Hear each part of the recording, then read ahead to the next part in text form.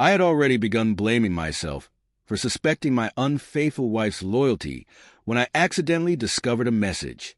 In it, she told her affair partner, "Darling, we need to be extremely cautious. My husband is becoming suspicious and clearly suspects something. For the next month, I'll act like the most loyal and devoted wife.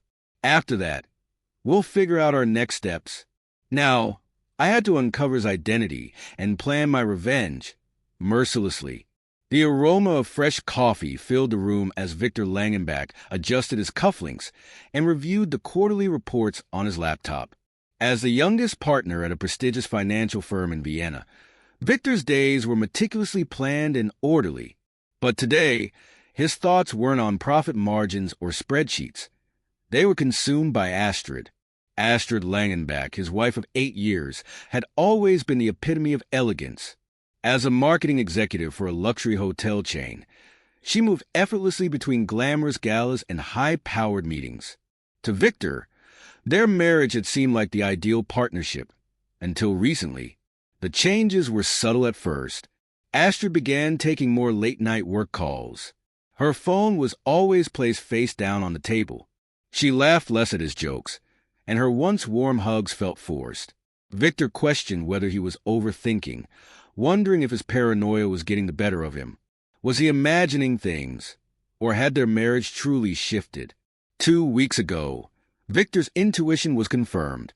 In an idle moment, he checked their shared iPad and stumbled upon a message from a man named Leo. It read, "Miss you so much. Counting the hours until we're together again." His chest tightened and his heart pounded as if the air had been sucked from the room. That evening, Astrid came home, kissed him on the cheek, and casually chatted about her day, oblivious to the fact that her carefully built facade was starting to crumble. Victor didn't confront her immediately. Instead, he decided to observe. He had learned long ago that people revealed more when they felt safe. For 2 weeks, he played the role of the loving husband while quietly gathering evidence of her infidelity. Then, one fateful evening, Victor found a message that cemented his resolve. Astrid's phone buzzed while she was in the shower. Against his better judgment, he unlocked it and read Leo's words. "Darling, we need to be extra cautious. My husband is growing suspicious. For the next month, I'll be the most faithful and devoted wife he's ever seen. After that, we'll plan the next move." Victor's hands trembled as he read the text. She had not only anticipated his suspicions, but also devised a strategy to cover her betrayal. Her calculated deceit shattered any lingering trust he had left. Closing the phone, Victor's mind churned. Astrid believed she controlled the narrative, but she didn't realize Victor now held the reins. Victor's first move was to identify Leo. A private investigator, Lucas Hartmann, delivered the answer within days. Leo Giroux was a suave and rising hotelier from Paris. He and Astrid had met 6 months ago at an industry conference.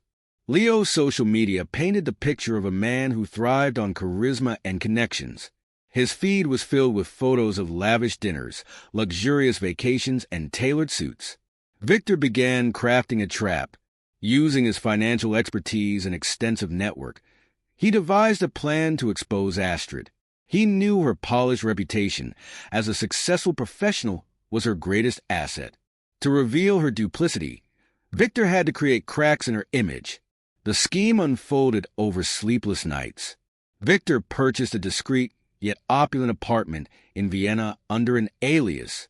He decorated it meticulously to resemble a romantic hideaway. Soft lighting, Astrid's favorite wine, and a playlist of songs they once enjoyed together. He also sent an anonymous tip to Astrid's employer, hinting at her questionable dealings with competitors. Knowing her workplace would monitor her activities closely, Victor set the stage for her downfall. Finally, Victor arranged a meeting with Leo. He orchestrated an invitation for Leo to a charity gala hosted by Astrid's firm. On the evening of the event, Astrid looked stunning in a crimson gown, her laughter sparkling like crystal.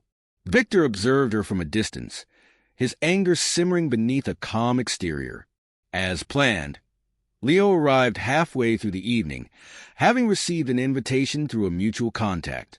The Frenchman exuded confidence, his charm palpable.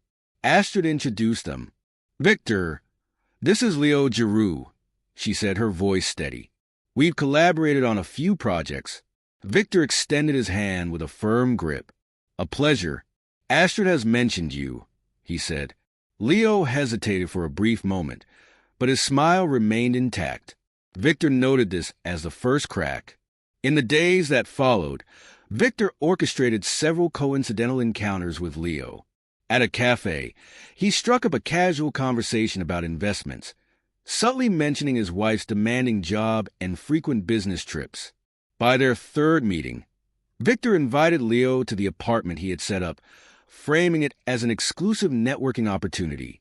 Leo, intrigued by the prospect, couldn't resist the invitation. Victor left nothing to chance. He had the apartment subtly redecorated before the meeting, adding personal touches that would unmistakably implicate Astrid. The stage was meticulously set.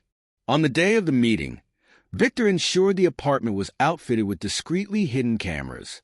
To add a layer of authenticity, he hired an actor to pose as a potential investor, making the entire setup appear legitimate. These cameras weren't merely for his satisfaction. They were soon to play a pivotal role in unveiling the truth. Astrid remained blissfully unaware of the trap being sprung.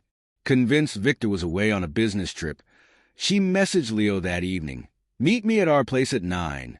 Can't wait to see you."